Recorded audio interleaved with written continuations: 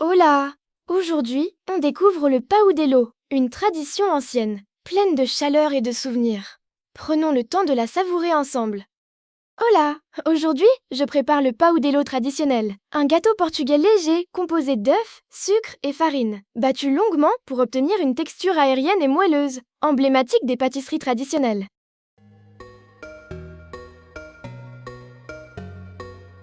Étape 1. Tapisse un moule profond, idéalement en terre cuite, avec 2 ou 3 épaisseurs de papier sulfurisé ou de papier verger, en laissant les bords dépasser largement et en créant des plis naturels sur les parois. Étape 2. Mélange les œufs entiers, les jaunes et le sucre, puis fouette l'ensemble sans interruption pendant 25 à 30 minutes jusqu'à ce que la préparation blanchisse, quadruple de volume et devienne extrêmement onctueuse. Étape 3. Ajoute la pincée de sel, puis tamise la farine directement au-dessus de l'émulsion et incorpore-la très délicatement à la main avec une spatule en effectuant des mouvements enveloppant du bas vers le haut pour ne pas briser les bulles d'air. Étape 4. Verse la pâte avec précaution dans le moule tapissé de papier en veillant à ne pas brusquer l'appareil afin de conserver toute la légèreté obtenue lors du battage prolongé. Étape 5. Enfourne à 180 degrés pendant 20 à 25 minutes maximum. Surveille bien la cuisson pour que le gâteau soit doré en surface tout en restant encore légèrement humide et tremblotant au centre.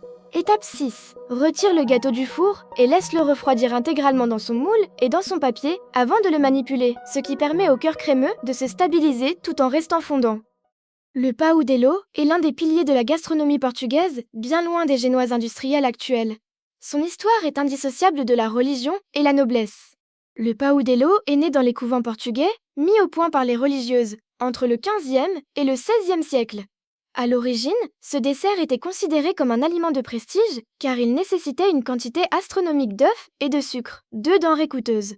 L'une des versions les plus anciennes et les plus célèbres est celle du paudelo de Margaride, dont la recette est restée inchangée depuis plus de 300 ans. Le paudelo était utilisé par les navigateurs portugais lors de leurs expéditions. Grâce à sa forte teneur en œufs et à sa cuisson lente, il se conservait longtemps sans moisir, servant de pain énergétique. Le terme lot désignait autrefois une sorte de tissu de gaz ou de lin très fin. On l'utilisait pour tamiser la farine ou pour recouvrir le gâteau afin qu'il reste protégé tout en respirant. Au XVIIIe siècle, il était d'usage d'offrir un paudelo à la royauté ou dignitaires étrangers en signe de bienvenue et de respect.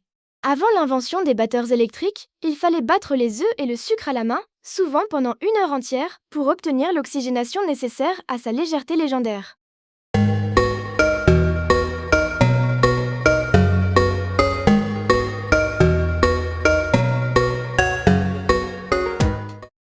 Voilà pour le paudelo traditionnel. Merci d'avoir voyagé avec moi aujourd'hui.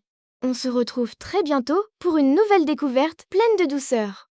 Si cette vidéo t'a apporté un moment de douceur, pense à t'abonner et à la partager autour de toi. Ensemble, faisons voyager les traditions du monde.